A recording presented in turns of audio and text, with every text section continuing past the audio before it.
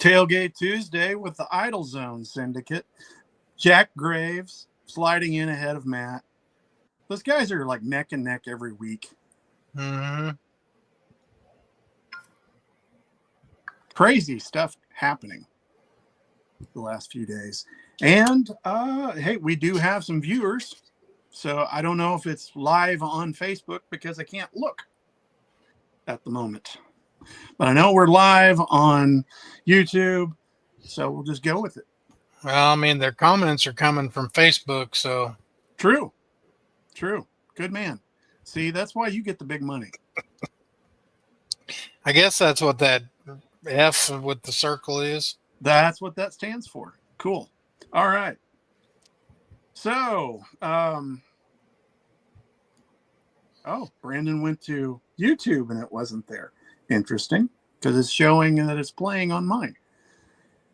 Anyway, we're here and we're talking about something. I don't know what we're going to talk about. Then John's been abducted already. Ridiculous. There you go. It says State Fair episode, Danny. I don't have a clue why Crank said that. I would never talk about the State Fair because it's not a favorite thing of mine. Okay. Yeah, I don't know what that's about.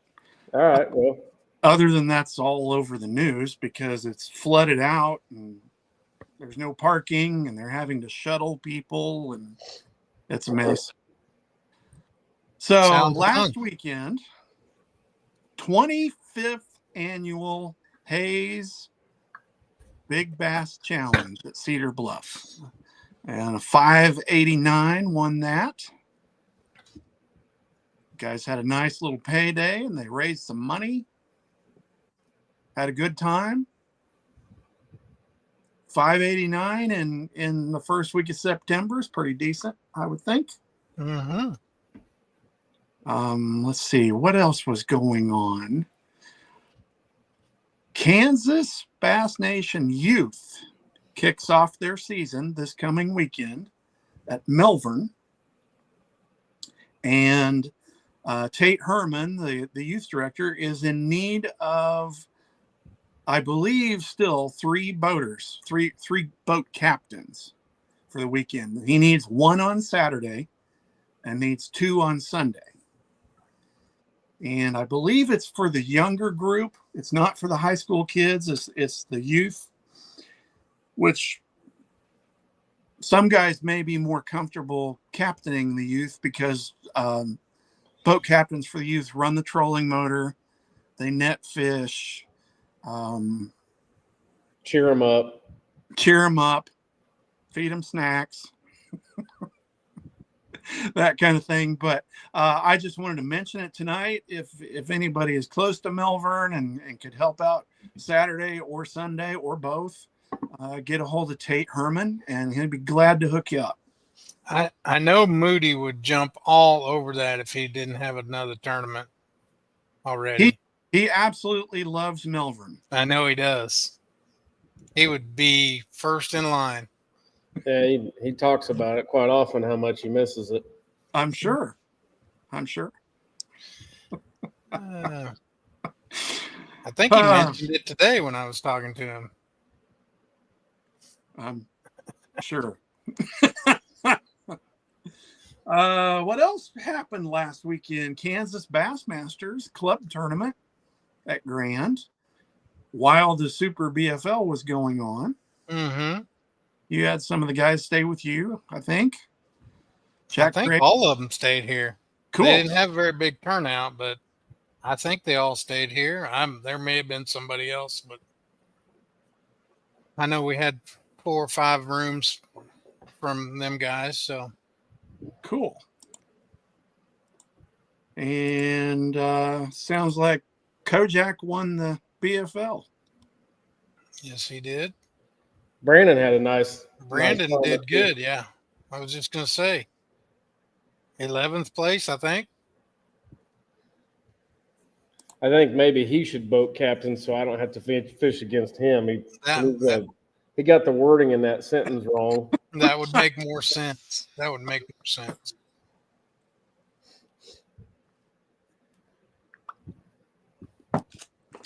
What's coming up at Future Bass Championship this weekend? Yeah. It's that season already. It's fall. Kinda. Mhm. Kinda. I can't believe how excited you seem. I don't really know what to expect. The weights have been kind of a little up and downsy, and Sounds like you just better ride along with Moody and get the net ready. Is what it sounds like. I'm gonna just put my face buff on and my sweatshirt and I'm just along for the ride. Mm-hmm. Dodge the cigar ashes. Yep.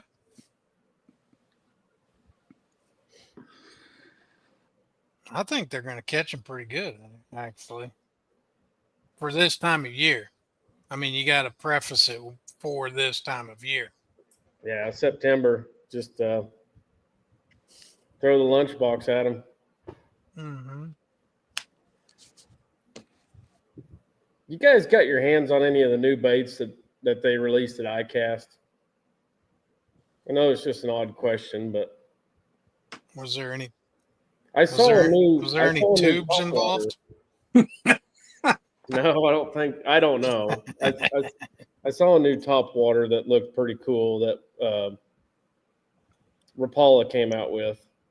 It's got like a piece of metal that hits the tail. Oh, I did see that too. Yeah. Hot was throwing it. Hot was throwing it on his little show. Did it sound good? Yeah, it did. Sounded just like the Brazo buzzbait. I saw it the other day on Facebook. Kind of what it sounded like. The Wheeler and McConnell were talking about it. It looked kind of cool. I don't know. Yeah. Probably easier to throw than a buzz bait, I'm assuming, and yeah, sound like there's real, some pretty serious thought put into the hook hanger on it and a couple other little fine details that kind of look like a neat bait, but I don't even know where to get one right at the moment because I think they're sold out on Tackle Warehouse.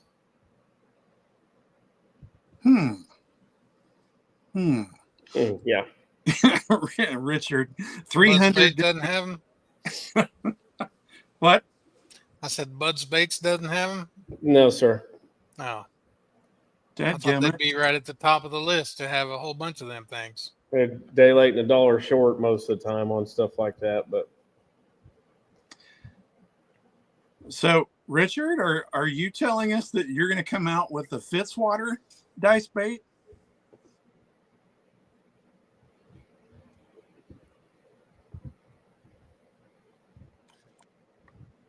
Interesting. Moody says you don't need a sweatshirt, Kyle. Fitzwater is saying that the I think we need to have him on sometime. I keep saying that once in a while, but I think what he's saying is that everybody has one. The big show in Florida, ICAST this year, there was pretty much just a bunch of fuzzy dice crap. Yeah.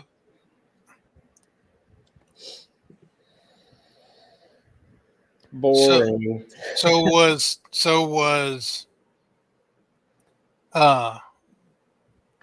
UV tight lines? Were they just ahead of their, like way ahead of the game? They were putting the little jig skirts on the worms and feeding them through years ago. Yes, they were. Years ago. Maybe they went to Japan and copied the Japanese and then brought it back and didn't tell nobody. Maybe.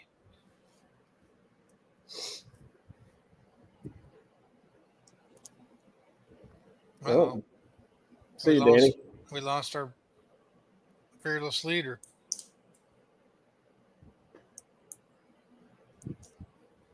Jared Knuth, you just tried to call me. I'm assuming you want to book like 2 weeks stay with us. I'll just put you down from now till the end of the year. How's that? Jared.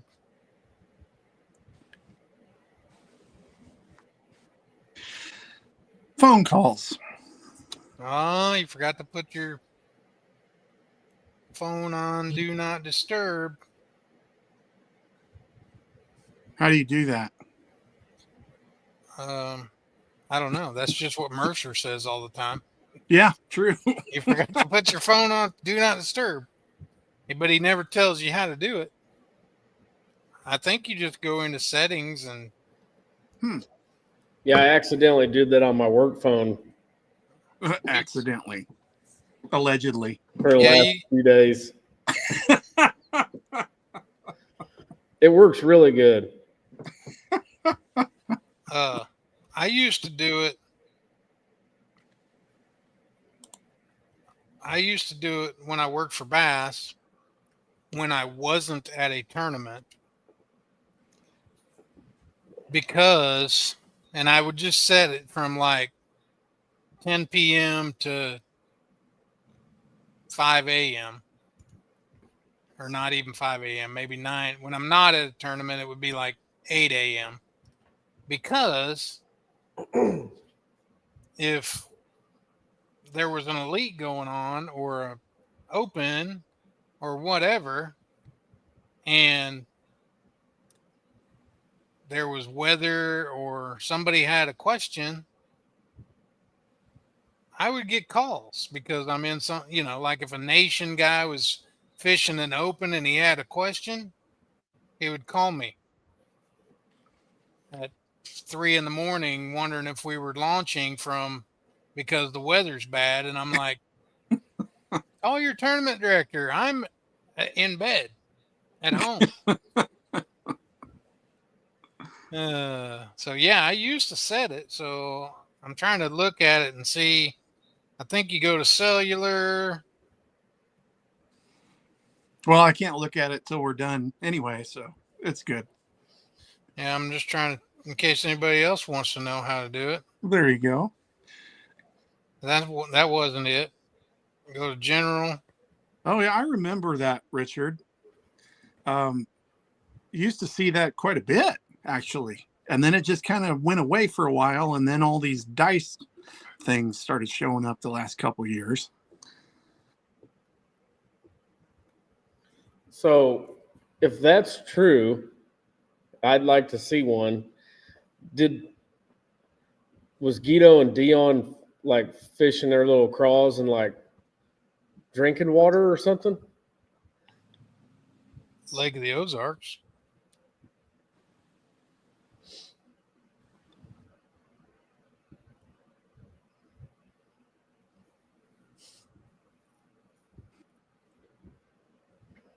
I mean, that's paying attention to detail right there. Well, they would show how to do it. Really? Taking a needle and pulling a strand of living rubber through the bait, through the body of the bait, so that it, had little antennas on it, on the Guido bug. Not the Guido bug, but the Guido bug.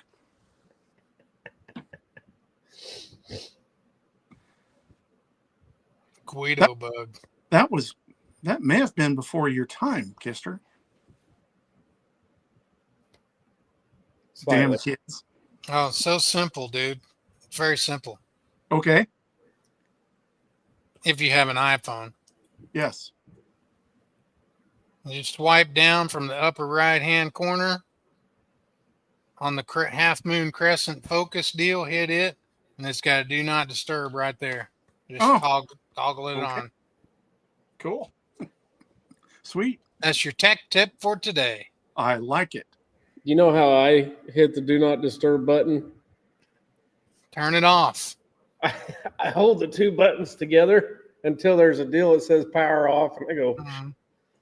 Mm-hmm.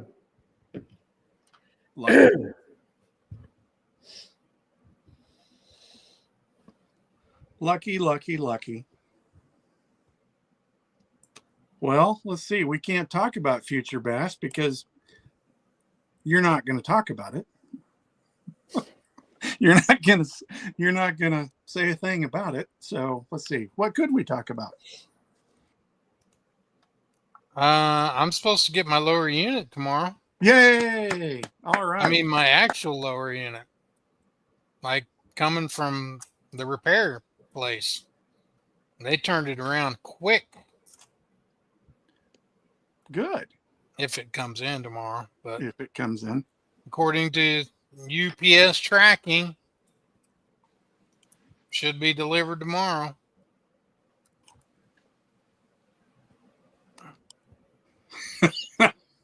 Hey, John, while you're playing IT man over there, Brandon wants to know if you have any tech tips for LiveScope. Well, since I still haven't figured out why mine won't turn on, no.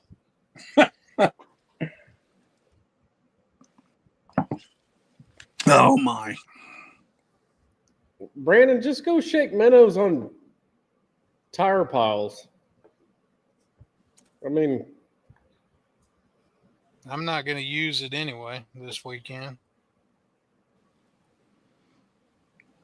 we need to get Brandon on here, and you should send him an invite right now and have him just give us the lowdown of his BFL. Send him the link. Let's force feed him questions for 30 minutes about how he caught him. Just see what he says. Yeah, that'd be good. He won't do it.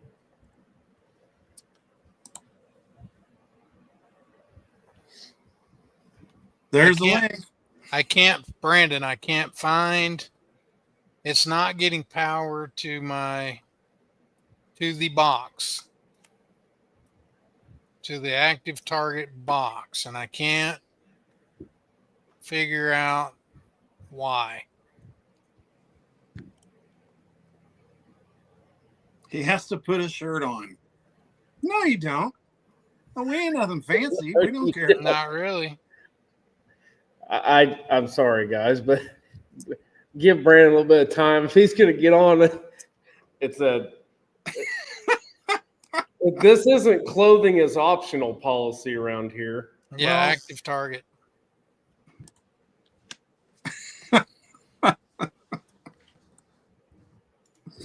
That'll be good. Oh my. Let's see what else.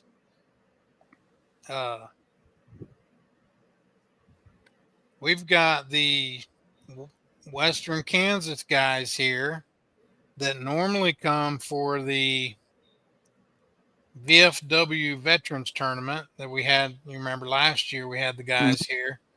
They booked that last year. They booked for this year, and the VFW actually canceled the tournament. Oh, But these guys, I mean, they deserve a shout out. Don Dreiling, Larry Riffey, Tom Murphy, Jeff Raymer. They came anyway and are taking veterans out anyway, even though the tournament is canceled. So, well, that's awesome. yeah, it's a pretty neat deal. So they're all here right now. They just got done cooking out with the veterans, some of them, and people that are actually running the tournament. I guess it's a tournament. But it's cool. Eat the pepper. Sorry, my kids are outside playing. Oh, There he is. see, I had to put a shirt on. I got this shirt in Minnesota because I couldn't catch a fish.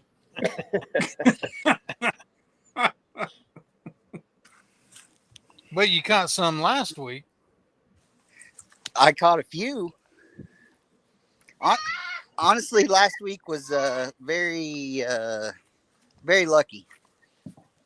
Both days I caught a 3-pounder in the last 20 minutes. So there was no rhyme or reason to any of it. Well, tell us, for those that don't know, tell us where you were. And I what? went to John's favorite honey hole. No, I honestly I was all over the lake. I fished from the dam to Wolf Creek. No, I didn't fish to Wolf Creek. To Cary Bay. From the dam to Cary Bay. I burned over $70 in gas both days.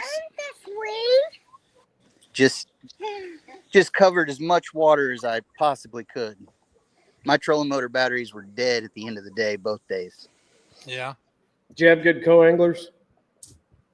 My day one guy was very aggressive, but my day two guy was awesome. I mean, my one guy wasn't bad, but he was very aggressive with his casting.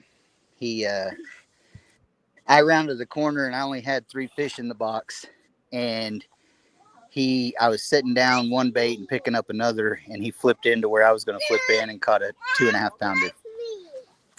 So, which would have been my 4th fish, but I wasn't incredibly happy with that. But I didn't say anything, and karma came back to me because I caught a 3 pounder like 2 docks later, and then caught like a 310 in the last 20 minutes. So it was a long grinder of a day, and with it heating up this week, it's probably going to be even worse this weekend. Would be my guess. Could be. When's it supposed to heat? When's the heat supposed to start? Tomorrow? Something like that. Or the next day? Yeah, just kind of gradually get there. I mean, the later the week it gets here, maybe the less effect it'll have on it. I don't know. I don't know. I mean, it's fall fishing either way. It's not going to matter. It's going to be a grinder. Yeah. You know, it's too bad that he didn't schedule the 2-day the same weekend he did last year. I felt like the fishing last year was really good in the championship. You know, it was in October. Yeah, but it was still tough though, right? Yeah, I mean, it was tough. Because I think we had like 13 the first day and then 16 the second day. Yeah. Well, you know, in the BFL, so 13.2 was the cut line last weekend. 13.2 is what I weighed in last year, and I was sitting in 10th. Yeah. So that weight went from 10th place to 22nd place or 23rd place. Yeah. I caught a pound more this year than I did last year, and I came in 4 spots less. So that kind of debunks your your thought there, Kyle. The guys, and I think the guys that are catching them, like, they're not catching a lot of bass either. They're just catching the right ones. You know? Nobody's going out and catching 30 fish a day. Right, but for September, I don't think the fishing is that bad. When you say for September, I mean, like you just said, last year it was in October, and the fishing was worse according to the weights. Well, I think fishing overall this year has been better. He's talking BFL Super, John. Yeah, I'm talking the Super specifically, which was the same week. The Future Bass Championship last year was in October. Yeah. Yeah. But I don't know I don't remember the weights last year in the Future Bass. But he probably couldn't get it in October because the BFL regionals here. Yeah. Yeah, it's pretty crowded fall. Yeah, I have a tournament every weekend from now till November. Mm-hmm. Yeah, we're pretty full every weekend. And you got your motor back, and I got it back. I got it back the Tuesday before the Bassmaster Open. So right at the end of or right at the beginning of August, I got it back. And sorry, my kids. I got it back at the end of August or 1st of August.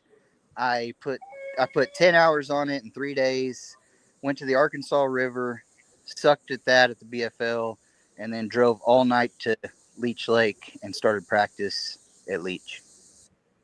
And I think I have 30 hours on it now. from last month to now. But I was happy to get it back. That's for sure. Yeah. Yeah, absolutely. Yeah, Bill's Marine. Soon as it came in, they slapped that thing together and called me and asked me to come punch him. So I did. But no, they took great care of me. How's Seth doing? You get a chance to talk to him any?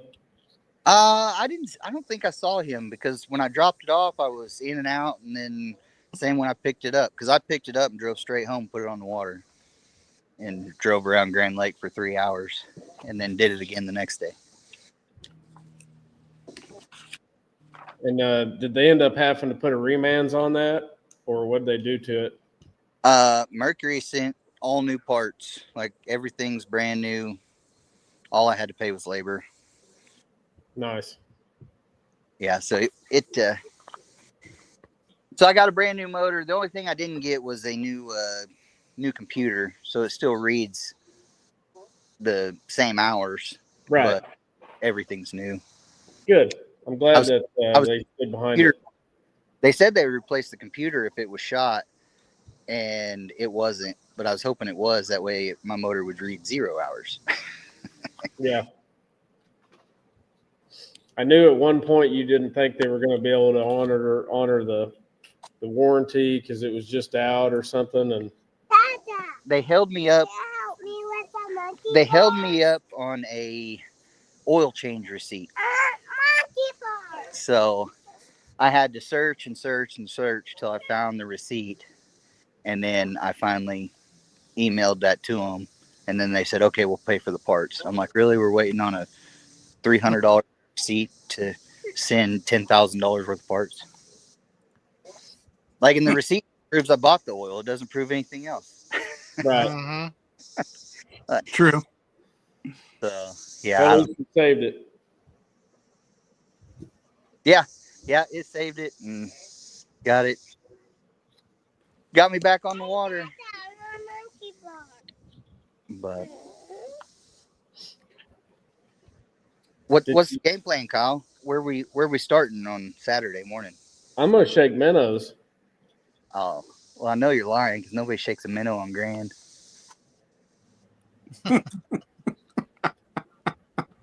Until when? I never shake a minnow on Grand Lake ever, Well, unless it's at crappie. I shake minnows at drum and spotted bass and a lot of little largemouth.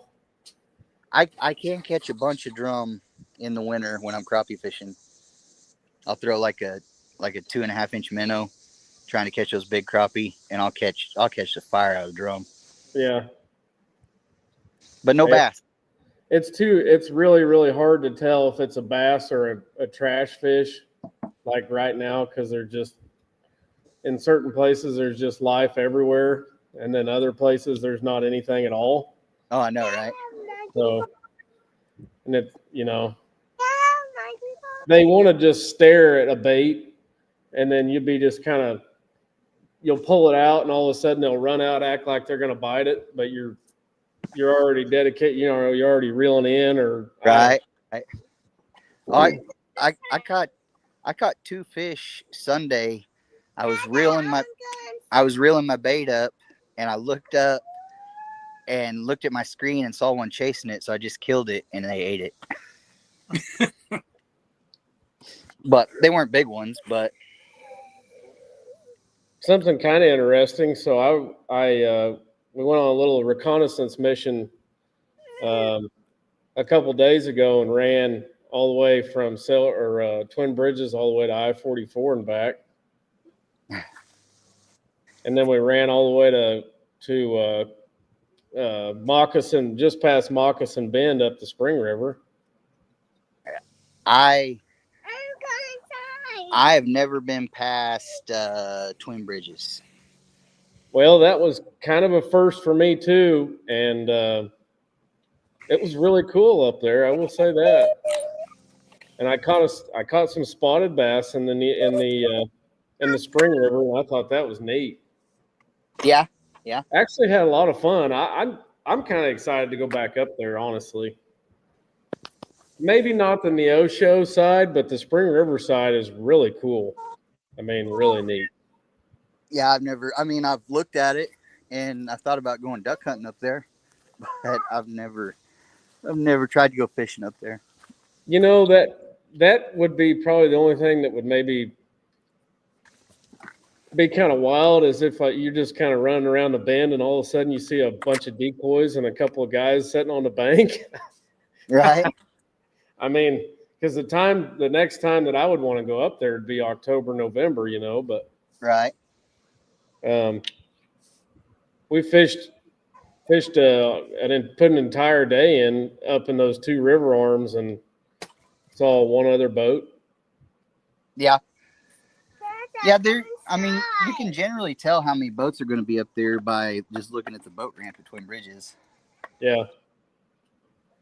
Because not a lot of guys run up from the lake. No, yeah. I mean, we put in there for that very reason, and it's just different fishing, obviously, and a lot of different watercolors. A lot of different watercolors up there. It was crazy. But 10 pounds maybe at best. Right. I mean, I know of guys that run way up there and they'll catch a bag at least one day. But for 2-day tournaments, I don't think it's doable. We talked about it. The guy that I fish team events with, we talked about Terry Thomas. Do you know him? Mm-hmm. Fishes with Wayne Diffie. Yep. And I think Terry's used to be a river rat. I don't know if he still is, obviously fishing with Wayne, but it'd just be interesting to talk to him about the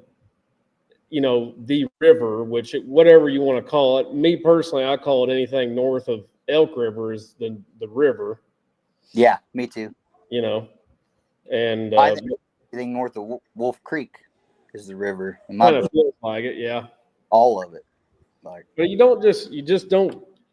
don't hear of, I guess maybe because there's really not that many good spots up there. I don't know, but you don't hear guys talking about it a whole lot, Right. So it'd be kind of interesting to talk to somebody like him that's actually cashed some checks up there just to,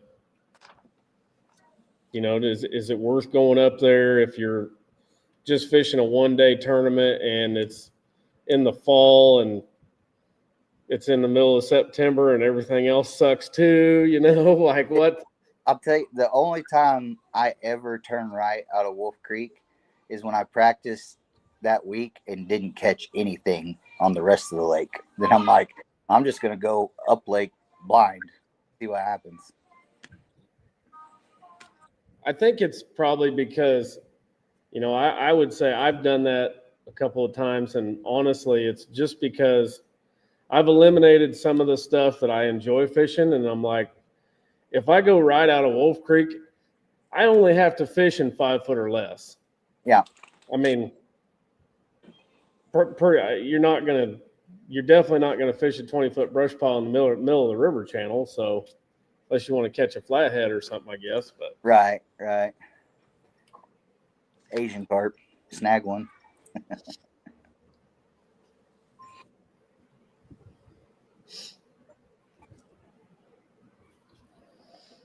I rarely fish north of Honey Creek. And honestly, Honey Creek's been so bad to me this year.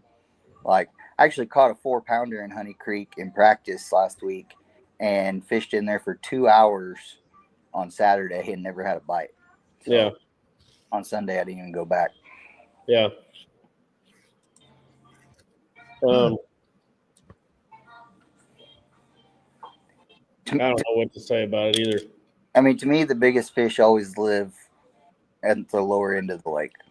So if I'm ever going to win a tournament, they're going to come from down there somewhere.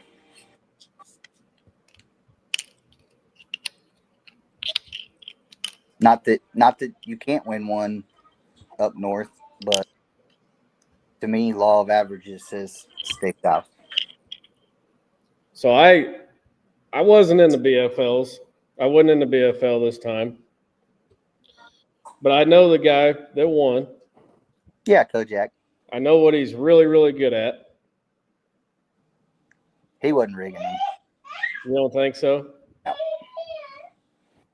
No.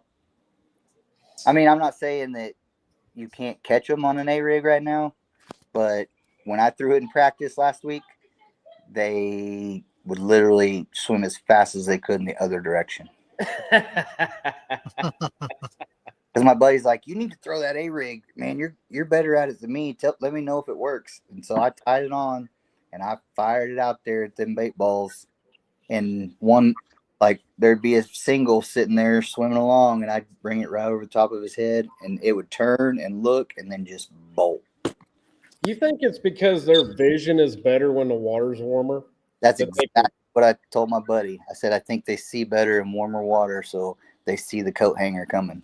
I think that's the reason why. But you know, I had like a glimmer of wonder in my head. I was like, Kojak won the BFL Super. I wonder if he won it on an A-rig. You want the juice? I could care less, honestly, because I'm a junk fisherman when it comes to September, and I literally had 15 rods on the deck. I mean, I'm not going to say that the only thing that they caught him on was this. He might be watching. I'm But- trying to get him. If he is, I'm trying to get him fired up in the comments too. He might be watching. He watches a lot. He can Well, catch. Boy, I wish we could see who watches. we got to talk about him. He won the BFL Super with 36. We are talking about him. He's getting ready to tell us what he caught the fish on. Brandon's fixing to tell us what he thinks Kojak caught the fish on. You own any glide baits? Yeah, oh yeah. Can't catch him on it, but yeah. You own any? These are opposite end of the spectrum. You rig up any drop shots? There you go. Well, good for him. So I'm gonna keep throwing a chatterbait and a spinnerbait and a jig and a brush hog.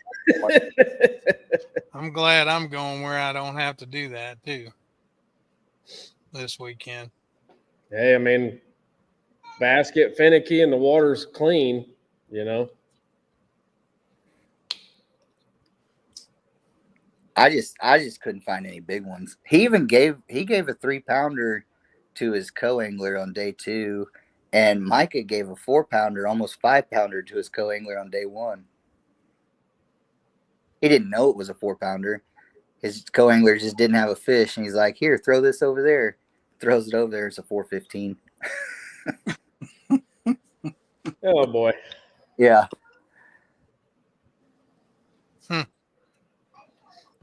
I do think, I mean, on Saturday I only had 7 bites. On Sunday I had 15 or 16.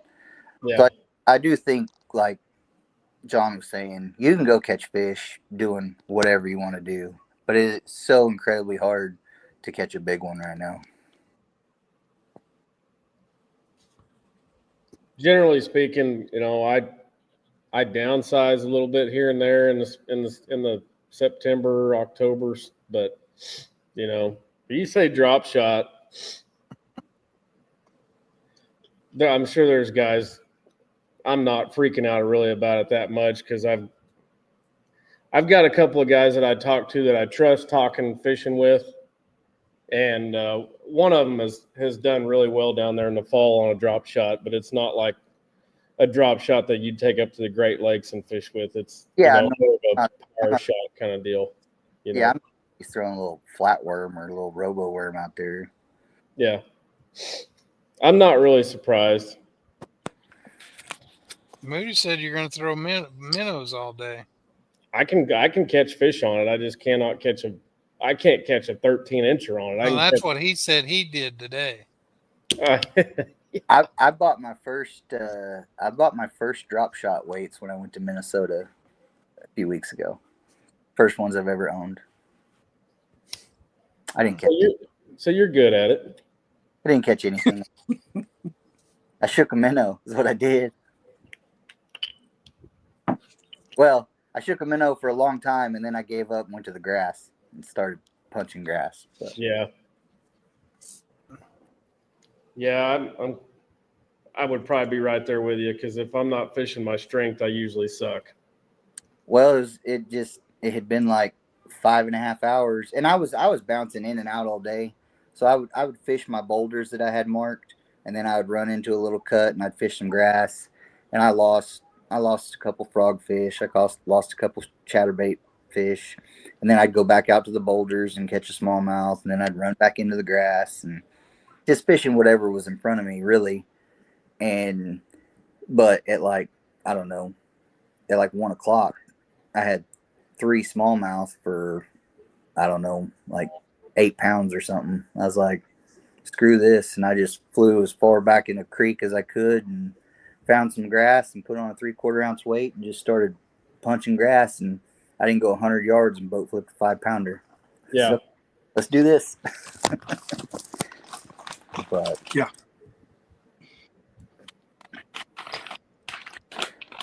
What's your plans? What's your plans for next year? Are you going to fish the EQs, or did you qualify to fish the EQs? I needed 16 pounds on the final day at Leech, and I only caught 10 pounds. It's okay, Mama. You going to try to fish the opens next year again? Another one. I depends on the schedule. This is the one. Depends on the money and depends on the rules. I'm not a fan. I don't mind the way Bass changed the rules and did the, one event with, one event without. But like the hybrid rules stuff, like, oh, you can use it 3 hours in the day. To me, just ban it or keep it. One of the Yeah. other.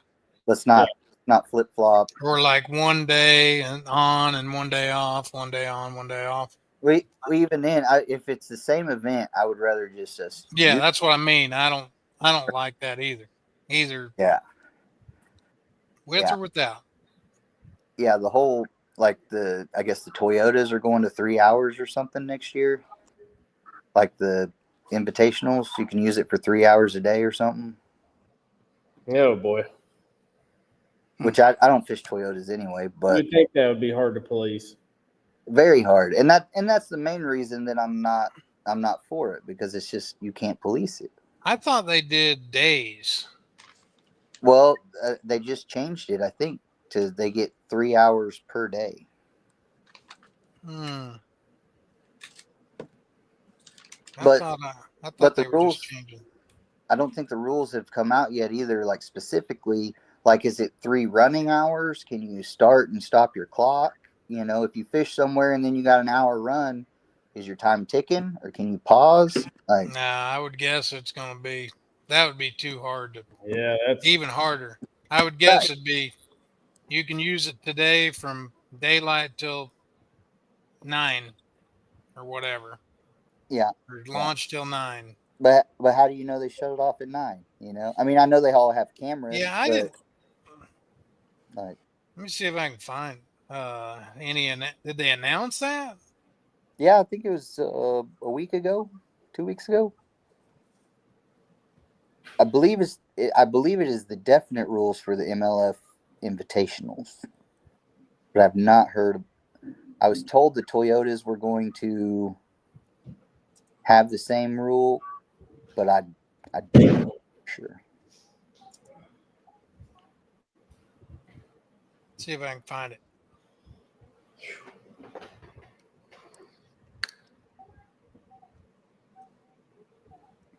Oh, Brock. Can you see comments, Brandon? I cannot. Well, Brock is talking junk over here. So you can't scope anyways. Oh yeah, he beat me by like 1 point, I think, this year, or 2 points. Yeah, you're right. You're right. 3 hours each day. That's what I thought they'd changed it. Sonar time, 3 hours each day. a little gooberish. That includes 360. Oh really? I think they should have to use cane poles and live bait. Yeah. So Brock is saying that he thinks BFL and Toyota series will have the same rules. That's the room. I would. Brock would know better than me. I mean, I would think. I mean, I think it'd be. You might as well. You're trying to train the guys as they go up to do the same thing. I mean, that's what we tried to do at Bass most of the time, was keep it consistent. Yeah, but even the opens, they've mirrored the rules for the most part, but they've always been a little different. Like until this year, I mean, you used to be able to get information. You used to be able from to the elites, for a month. from the elites, from the elites. Correct. But I mean, from like high school through the opens, pretty much the same rules. Yeah. So like Nation, Right. which would be like BFLs, be the same as the opens. I'm curious on when the elites came out with their change. I'm curious what they do with the EQs. Are you gonna you're trying to prepare them for the elites. So why wouldn't you do the same thing? You know, like for next year. Add an EQ, so there's like 4 of them, and do 2 with and 2 without. Hey, they can do that. As soon as John Stewart starts sponsoring Brandon Ackerson Fishing, they can add all the events they want. And we can go to California. If we have a great next year, we can talk. But all the cancellations this year, what are they canceling for? High water, I guess. You should charge them $200 for a cancellation fee. Yeah.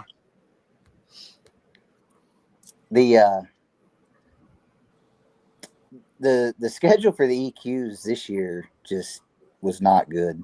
Like, I was disappointed because we'd already signed up when they released that schedule, and then they have you going from northern New York to southern Florida within 60 days of each other. Like, yeah, it's just not. It was kind of like an afterthought. It was. And then when they first announced it, Pickwick was on there, and I was like, well, at least there's one lake I've been to. And then like a week later, they said, oh, we're going to move it to Wilson. I'm like, oh, great. No lakes I've been to. Yeah.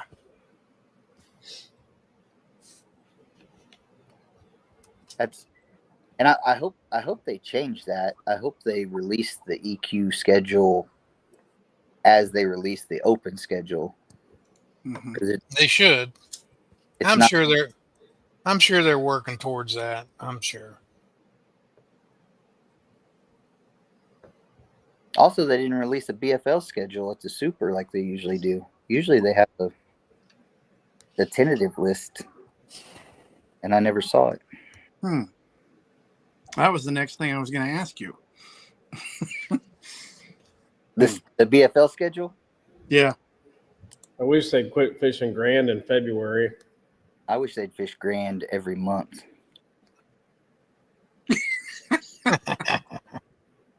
I just want a non Doug Johnson, Kojak, Micah.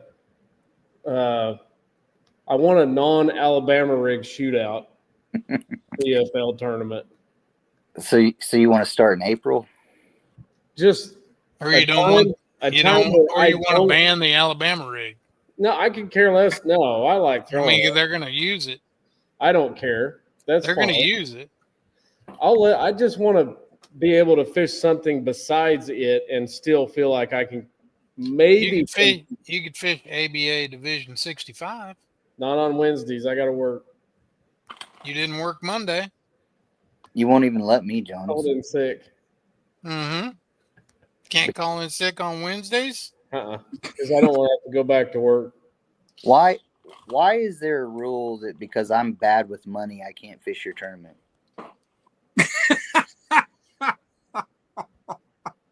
That was as great. far as I'm concerned, you can fish. I mean, and I don't think it'd bother anybody there that's been fishing. And Well, half They're the just- better than I'm- me. So I'm not. I'm kicking around just running a tournament on Wednesday and not being affiliated with ABA.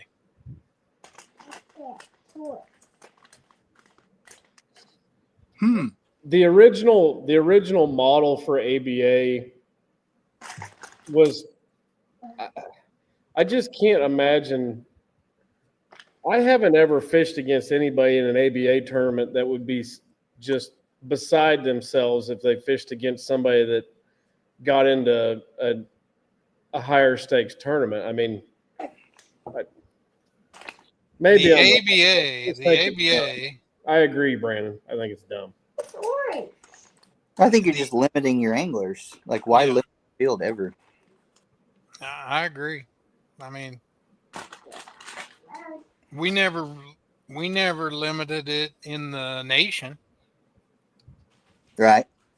I mean, you Well, they do now, though, right? know, Yes. Yes. No Yeah.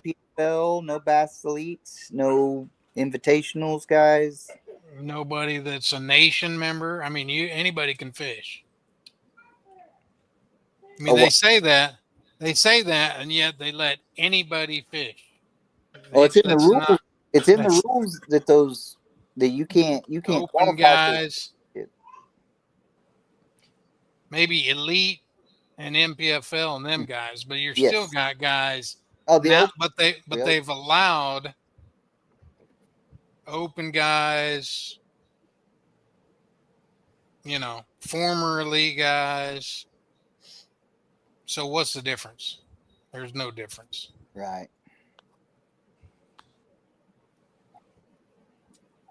I get it why they like some trails want to be true amateur, but I got news for them. Like the guy that only fishes his home lake all the time is 10 times the angler on that lake than anybody that travels full time. Yeah. I mean, it always took care of itself. Like whenever I got the question, so you're telling me Gerald Swindle could fish the Federation or the Nation regional? I'm like, yeah, he could. When does Gerald have the time to fish a Nation event? I mean, most of them don't have that time. Like, how many times did Brent Chapman ever fish after he was an elite guy? Did he ever fish the regional? I think he did fish it one time. That it happened to fall when he wasn't doing nothing. Yeah, I came to Cedar Bluff. But most of the time, the schedule's going to take care of itself. If it's not at that regional, it's going to be the championship is during an open, or the championships, the week after an elite, or the week before an elite, or during the off limits. So it takes care of itself for the most part without putting unnecessary rules in. And then if it ever did happen, like they happen to squeak through and have the time to fish it, I'd be like, are you scared to fish against him? Wouldn't it be awesome if you beat him in the standings? I mean, come on. Hey, That's the way I look at it. sometimes that's all I go home with. What pro Yeah. did I? Hey, I beat three. Exactly. I mean, when I fish Grand, I'm like, sweet. I actually finished ahead of Brandon once, or ahead of Moody. When I go to Big Hill, I finished ahead of Kyle. Sweet. One time that we fished together, I finally beat him. My only accomplishment from Leech Lake was that I beat the current reigning classic champion. There you go. That's it. I mean, that should be enough.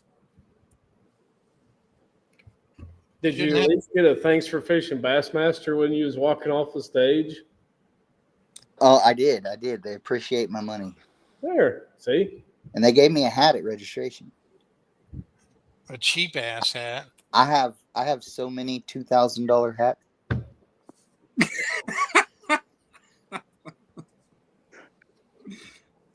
$2,001.97 hats. 'Cause it's not even a $20 hat. No, they actually changed them up this year. They are different. We got some at the Strong event. They're still cheap. Oh yeah. Well, they're giving all the elites the free money, so they can't give us money if they're giving $3 million to the elites. And that's true. They call it a feeder for a reason, bub. I mean, they make the money off of the opens. Oh yeah. It's the only tournament circuit they make money off of. Is the Well, opens. Well, and they gouged us even more this year because the deposits used to be $800 per event, and they made the deposits $1,200 per event this year. That way, if you back out, they're making an extra $400 a pop. Mm-hmm. Oh yeah, that's big. That's big money. Mm-hmm. And there are a lot of people that back out. Oh, tons of people back out. They'll sign up for a whole season, fish one event. Yep. They bomb the first event and just quit. Which probably saves them. I mean, in the long run, saves you travel Those money. guys are jackpotting their home lake on the first. Yeah. And so they sign up for the entire season just in case they win on their home lake. And then when they don't, half of them suck and half of them catch them. So the half that sucked quit and the other half keep going. Yep. I suck at all of them. I still keep giving them my money.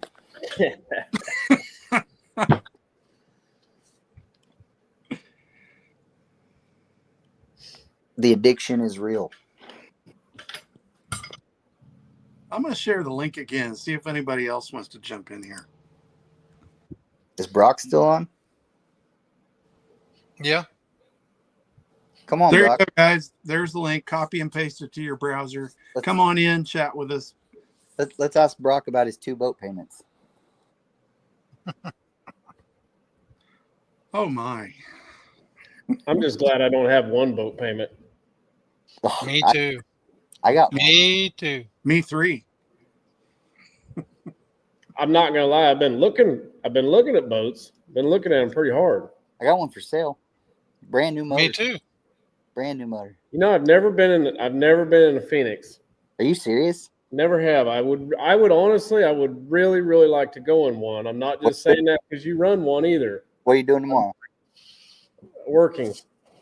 Call in sick. Let's go. Do you go by boat? Do you go by boat to the weigh-ins Yes, I do. at the Future Bass? What are you doing Saturday after the weigh-in? It depends. My boy's got Friday. I have to be in Tulsa Friday for his surgery. He's got to stay the night. I'm coming home, and then his mom's going to bring him home Saturday. So I'll probably be coming straight home. But Sunday could be a little more free. Is that which one do you run? I run the 920 Elite. The 920. Yep. And my previous one was a 721 Pro XP. And the difference between those is? The front deck is wider on the 920, and the 920 is shorter. 721's a little longer. But I loved my 721. I was like, man, this is the greatest feeling running boat ever, blah, blah, blah. And then I got a 920, and I'm like, okay, never mind. This is the smoothest riding boat I've ever felt. Did you run any other boats before buying Phoenix? I had an 03 Ranger, which was arguably the best hull ever made in a Ranger for smooth rides.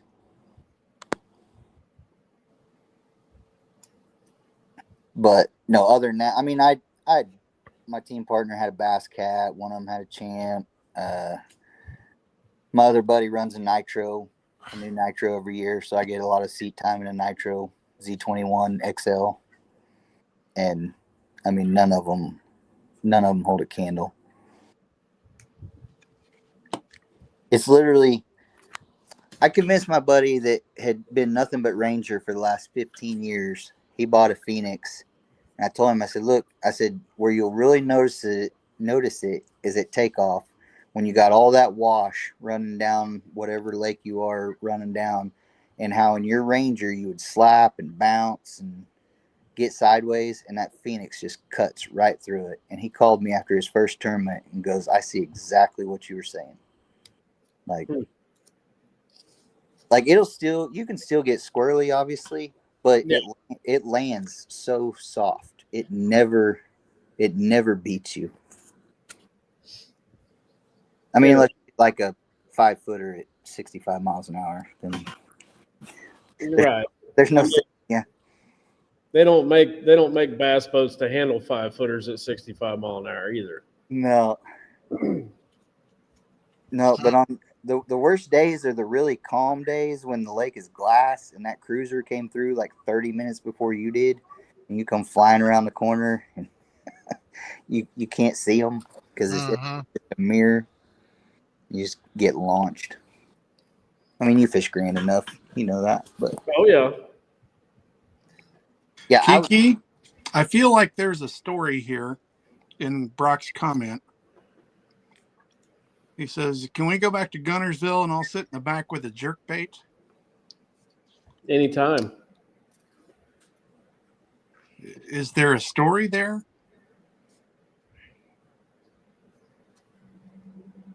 Yeah, he caught him on a jerk bait, and I caught him on, I mean, swim bait. I caught him on a chatterbait. I caught like 50 fish a day. So Sweet.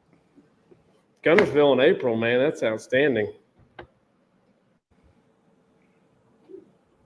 Okay, as you were. Thank you.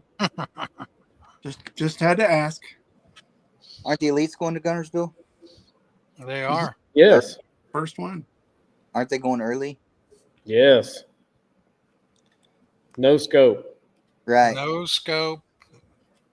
February. Some of the Facebook shorts or whatever they call them of the pros are awfully funny. Jordan Lee put up a couple of deals on Facebook I thought were hilarious. Laying in the pile of his, what he calls the old school lures on the deck of the boat, the spinner bait, the jerk bait, the trap, the chatter bait. That was kind of funny.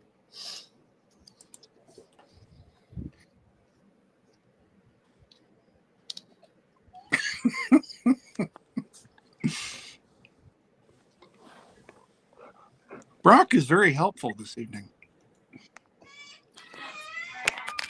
Why doesn't he get on here and run his mouth on here? I don't know what he's talking about. I don't know. I really don't. I can't make everybody happy. He's going to have to – he's young enough. He should be able to type a little bit more details because I don't know what he's talking about.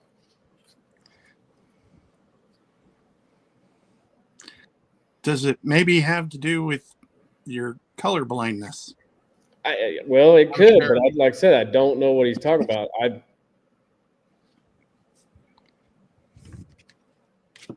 You are getting old. And it's I was gonna kinda- say, could that be the old age kicking in? Yeah, It's been a few years.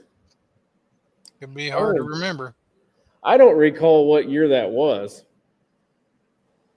2019? 2018? I don't know. Oh, so Brock was just a little young punk. So Yeah, he was. Maybe Yeah, he's in high 18. school. Maybe 18. It was 2019 Ah, because I made the state team in 18 and 19. The first year was Toledo Bend, and the second year was Gunnersville, so it was 19.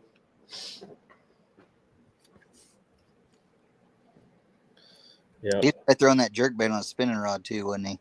No, he wasn't. He threw a jerkbait on a bait caster. I don't even know if he owns bait casters anymore. You know James Biggs?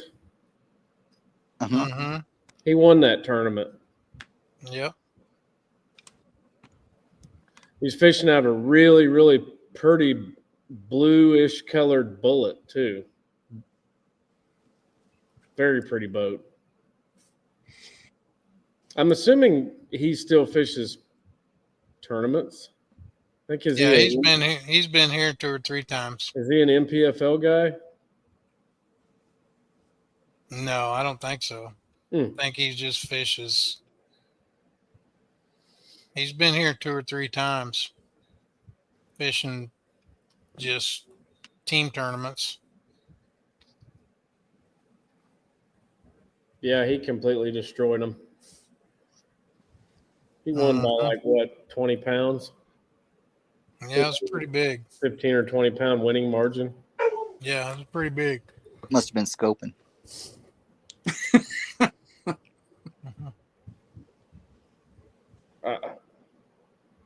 I know I wasn't. I was bed fishing. John, why did you choose Active Target over Garmin? Because I got it free. Oh, What do you got to say about it? get what you pay for, I guess. I knew it was coming. Yeah. No, I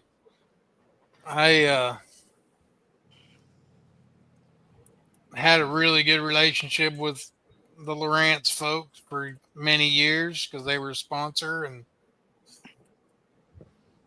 just from time to time they'd be like, "Hey, can you use this? Can you use this?" And they'd just send it to me. Oh, they sent you the prototype version. Probably. All buggy. Probably. I Now- mean, it's old. It's old. I mean, I've had it since it came out, so it's the first version, and Oh, you can do an update if you can get it to turn on. yeah. I need to figure out how to get it to turn on. It's probably just a fuse or something, but I don't know. I don't know where that is. I fish with Brad Cook a lot, and he uses the Active Target too. He's all Lowrance. Yeah.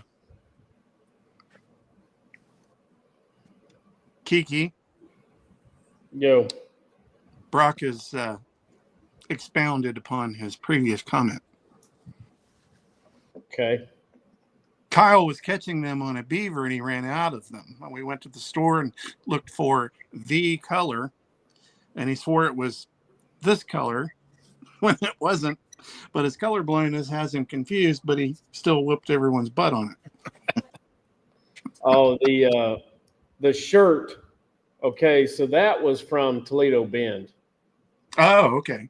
Max was born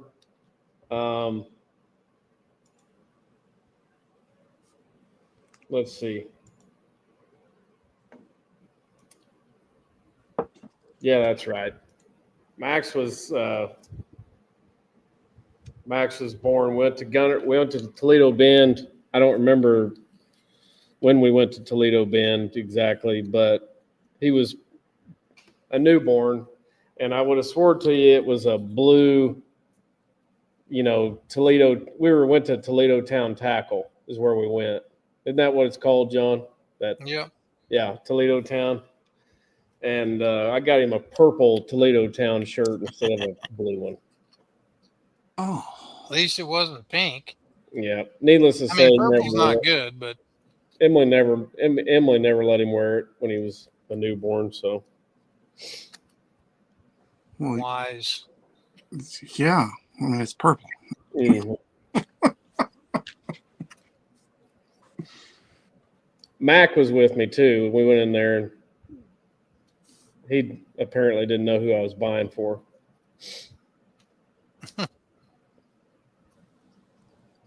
Or maybe he wanted to make fun of you afterwards. Probably.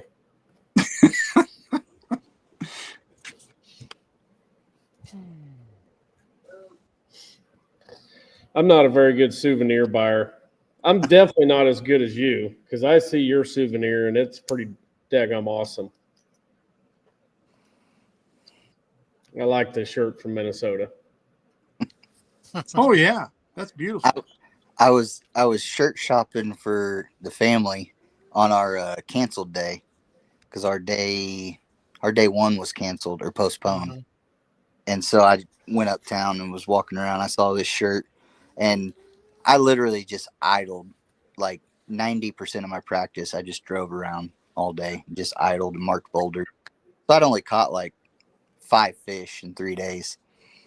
And so I saw this shirt and I had to buy it. Did you, in your honest opinion, do you think the winners of any of the events would have changed if it would have been a full day, full 3-day event versus just a 2-day shootout? I think Laker would have won by more weight if we would have fished the first day, because the wind blew that day too. Now I will say this though, where he was fishing, yeah, it definitely would have changed, because I think the wind was going to be blowing. Everything he was fishing would have had 5-footers on it, so he probably wouldn't have been able to fish it. So it might have changed. I mean, for sure. But I don't think the smallmouth was going to win just because the weather would have been bad for 2 of the days out of 2 out of 3 days. So I think it would have been a combination: large mouth on the windy days and smallmouth on the calm day. But the other day, like I would say that Rayburn definitely could have been different. But it was a 1-day event, Mhm. and then Norfolk could have definitely been different, and it Mhm. was a 1-day event. And the weather wasn't even that bad. It was just the water was rising so fast that they didn't let us go. Definitely some pretty interesting conditions this year for you guys. Is there anything you would have done different? Is there something that you're like, wow, that was really stupid that I didn't at least try, kind of deal, especially on those 1-day, when you knew it was going to be a 1-day shootout? We never knew, like, there was never any, like, we knew it was going to be windy, but we didn't think like Rayburn was going to be a 1-day event. Like, we thought for sure it would be, the weather made it look like we would get to go out, and when we came back, it would suck. Like, it was going to be rough Mhm. on the way home. But yeah, it was already blowing when we was putting in. And then they canceled day 2 just on weather prediction. Like, we didn't wake up the next morning and it get canceled. I don't think. I think they just said, hey, that afternoon said, we're not fishing. We're done. Hmm. And then at Norfolk, like, they canceled day 2 or they postponed day 2 because of potential hail. And it did hail, but I don't trust the weatherman. So to cancel on weather predictions, like, I think if it's good in the morning, send us. And if it gets bad, that's on us. And then they canceled day 3 just because the water was rising. Like, I don't care if I have to take my boat out on the highway instead of the boat ramp. let me get in the water. But I guess there was a lot of debris. And Norfolk supposedly gets bad. I've never been there. I don't know. I mean, that was the first time I'd been there. But supposedly when they get a lot of rain, they get a lot of floaters. It's really bad. So, I mean, they have to err on the side of caution. I'm not mad at them for canceling any days. They've been doing it forever. They know what's bad and what's not. So it's better than somebody dying on the water.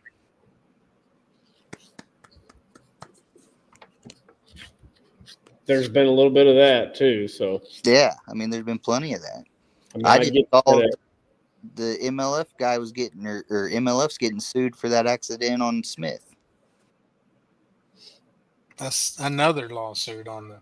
Yeah. They've already been getting sued once. Now there's another one. Oh, okay. Yeah, I just saw that today. So Yeah. I mean, I'll say this about the weather, and I probably shouldn't say it, but I'm going to say it. I just get frustrated when you could have virtually the same weather as the open guys have at an elite. And we're going to go because Fox Sports needs it on the weekend. We don't want to lose that Fox Sports. I think like the Classic, if it was not the Classic, I think they would have postponed every day. Absolutely, they would have. That's what I'm saying. Yeah. That weather was worse than some of the canceled days you had this year. That's what I'm saying. I saw That's what I'm trying to say. and It's not, and you can't. I'm not blaming Hank or any of the tournament directors. I'm just saying there's different standards, right. and it just depends on who you have as a tournament director. Because I never canceled a tournament day based on a forecast. Right. Ever.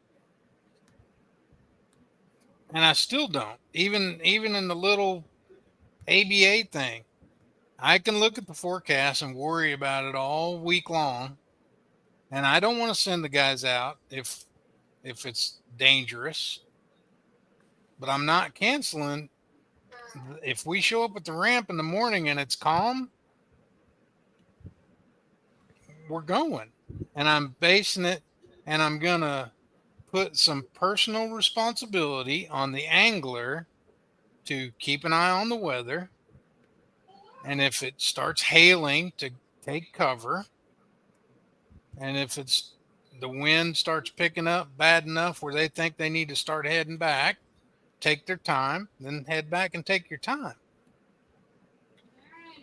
Or not come back at all. That's still your choice to go or not go. Even if I say go, it's still the angle. Ultimately, it's Brandon's choice.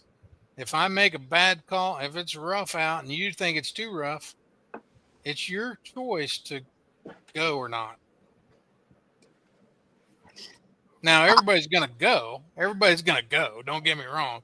Because the tournament director has to take that into consideration, that he knows, that I know as a director, if I say go, guys are going. And if the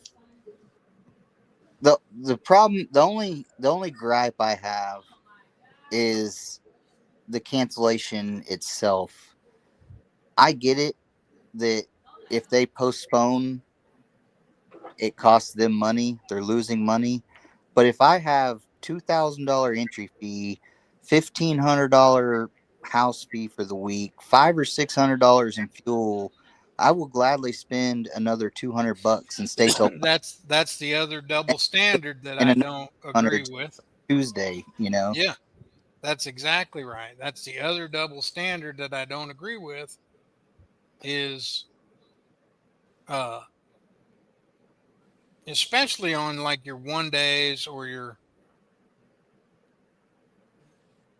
if it's the championship day, let's hold it over. If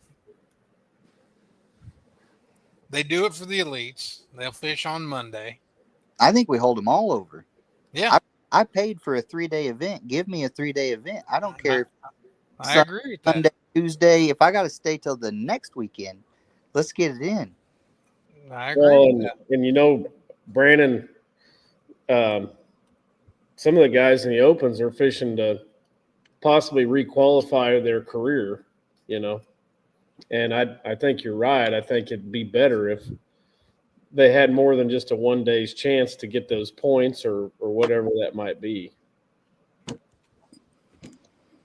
Yeah, that's my only complaint about the opens. I think they feel like, oh, it's scheduled for Saturday. We don't extend beyond that. We got your money. We don't care. I mean, I know they care somewhat, but in the end, they don't really care. Like Right. they have a winner. They have 40 people got paid. They got their cut. Time to go home. Yeah.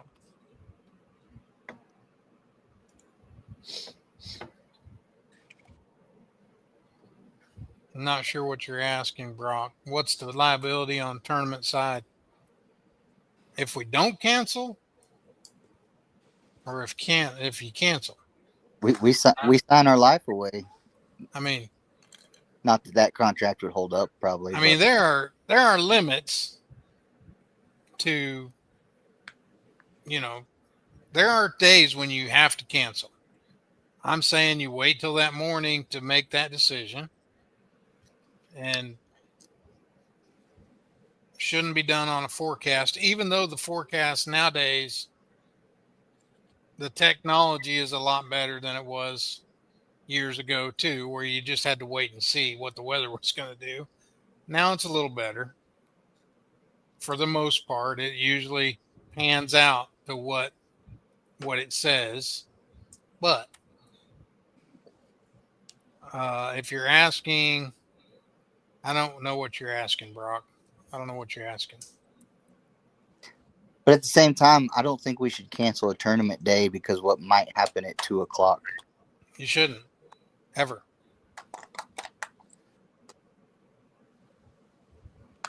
I don't. Shorten the tournament. Just my opinion. Yeah, I mean, No, you could. shorten it. Like you can open the scales early, and any Yep. amateur can come in early if they would like. Absolutely, and we've done that before. I mean, that precedence has been set.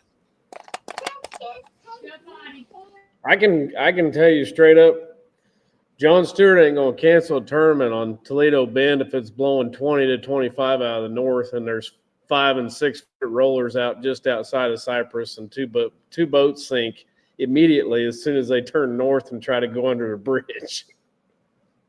That one we probably should have postponed. But I mean, the national championship at Milford in 2008, we canceled both practice days, or 2 of the 3 practice days, 2 of the 3 tournament days, and probably shouldn't have gone on either one of the other 2 days. And that was the worst wind I've ever been involved with in my entire life anywhere in the U.S. It blew 40 to 50 miles an hour for 7 days straight, 24 hours a day. God. Like I would wake up at 1 a.m, just hoping to hear the wind not howling, and I would hear it howling outside the hotel and just be like, it's not going to stop. I think it stopped on the final day. And the day before practice started, it was 70 degrees and sunny and calm. Welcome to Kansas, guys. Yeah. Yes, indeed. I'll probably get in trouble from my friends at Bass for saying that, but I just, What are they going to do? Fire you? yeah, what are they going to do?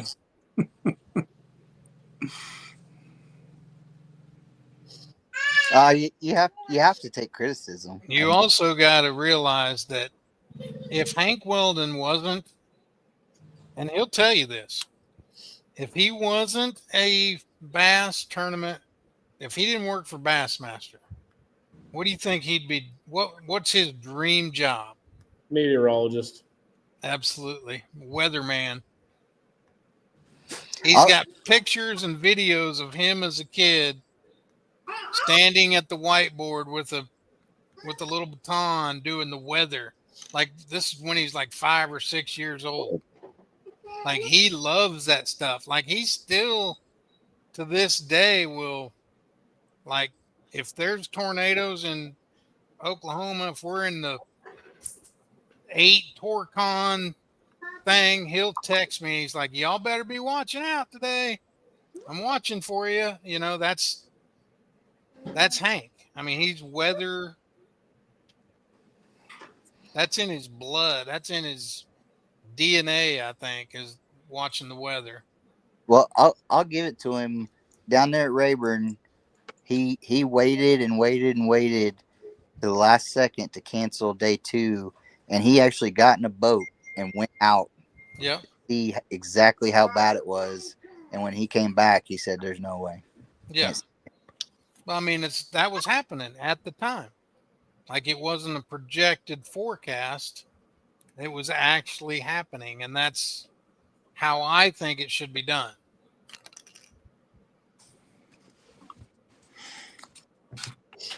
Now, the first BFL of the year, you couldn't see the graph on the front of your boat, and what's his name goes, "We're gonna wait. We're gonna wait to see if the fog lifts." All right, boat number 1, you're out. Just started sending us. I mean, literally, I couldn't see him calling numbers. Like I'm sitting there at the dock and I can't see where his boat is calling numbers. Yeah, I mean, I love it's, those. I love those boat launches. Aren't those great? it's crazy. That's the slowest I've ever ran down Wolf Creek ever. I mean, I was going just fast enough to be on pad, and when I'd see a boat, I would go around him, and then I would just kind of like I wouldn't cut in front of him. I would just like move over to the side and go along beside him. And for some reason, I felt safer if I was going faster than he was, and I could see him. Hmm. And I just kept going. And then all of a sudden, I'm out in the middle of Wolf Creek, and I can't see the right bank. I can't see the left bank. I'm looking at my graph. I'm like, the bridge is supposed to be here somewhere. About that time, all of a sudden, boom, there's the bridge. And I let off, and I come off a pad under the bridge. And I'm only running 30. And I'm you just couldn't like, see the lights on the bridge. yeah, you couldn't see anything. Literally nothing. When I took off, I started in Cary Bay just because I didn't want to run very far. And when I took off out of Cary Bay, my boat, I kind of spun around in a circle before I got on pad. And when my graph caught up to where I was going, I was like 100 yards from the bank headed straight at it. And I'm like, oh, turn left. I mean, and it was that way for an hour and a half. Like you couldn't see anything. And what graph is that? Do what? What graph is that? What, 12-inch? Like brand? Oh, it's a Garmin. Part of the reason why I have Lowrance.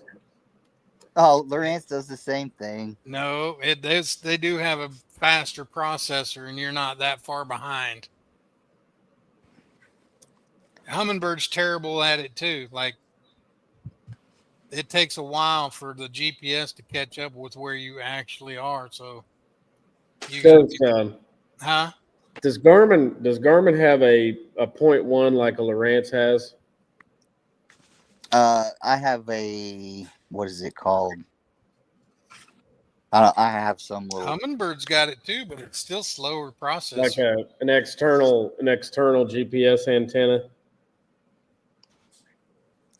I have something mounted Like in a my, puck. like You got a AccuCast or something. I don't know what it is. It's probably it's an external GPS antenna probably. I'm assuming.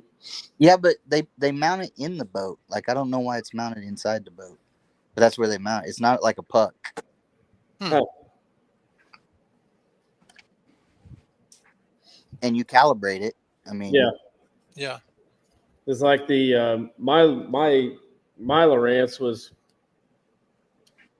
probably worse than what you were just explaining until I installed a 0.1 GPS antenna externally. Yeah. And it updates, it sees the satellites or something 2 times to 3 times quicker than the processor on your head unit, and now it's just like zoop, zoop, zoop. You know, you don't have to be going 2 or 3 mile an hour or whatever it is for it to read accurately. Yeah, but all of them I feel when you're sitting still. Well, on my Lowrance, Lowrance. My Ranger had Lowrance, and when I would sit still, my triangle. I had the puck and everything. My triangle would like spin. So All of there, them will do that if you're sitting real still. Yeah. if I were setting still with mine prior to my 0.1 antenna, it would absolutely 100% do that. Yeah. Now it does not. Mine doesn't do it very often. I mean, you have to be sitting like dead still, no wind, no nothing, and it still rarely does it. But if you're moving at all on the trolling motor, it doesn't do it at all. Like it almost the cursor of death. It would just drive you insane. Yeah. Yeah. Yeah.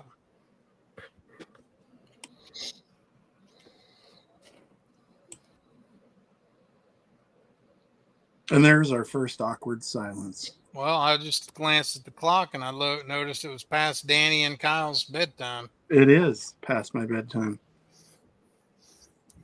How's We're it? going to turn into pumpkins. Isn't this prime Bigfoot hunting time? Well, I found him. He's right there. Okay, maybe Travis found him. Travis Birch found him.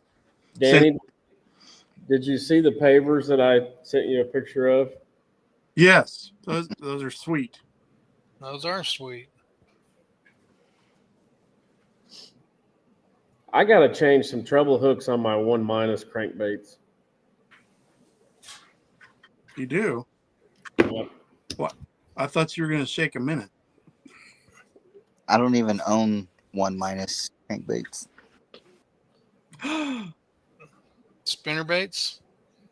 Oh, I got plenty of spinner baits. Oh, he's a Okie. He's got tons of them. I got boxes of spinner baits, boxes and bags, and I got old spinner baits for practice. Gosh, I feel sorry for Grand Lake. Bags This of thing goes bags fast. of blades, but honestly, I like a chatterbait better than a spinner bait. As soon as a bass swims shallow, it sees blades automatically just. I don't know. The guys here were catching them on it this week or yesterday. There was definitely a little bit of a spinner bait bite, for sure. I don't think they caught any big ones, but they said they caught a lot of fish. Yeah, I think I might have weighed one. Actually, I might have culled it. I might not even have weighed it. I can't believe you don't own a 1-. I don't know very many. But I throw that thing. Shella. Shalla. That's where I throw my whopper plopper. That's it. Yeah, Jack Graves said he caught him on a buzzbait. Hi, bud. What's up, dude? Can you tell him hi? Can you tell him hi? You're supposed to be Hi. brushing your teeth. Hey, little buddy, will you do me a favor and go loosen your dad's drags?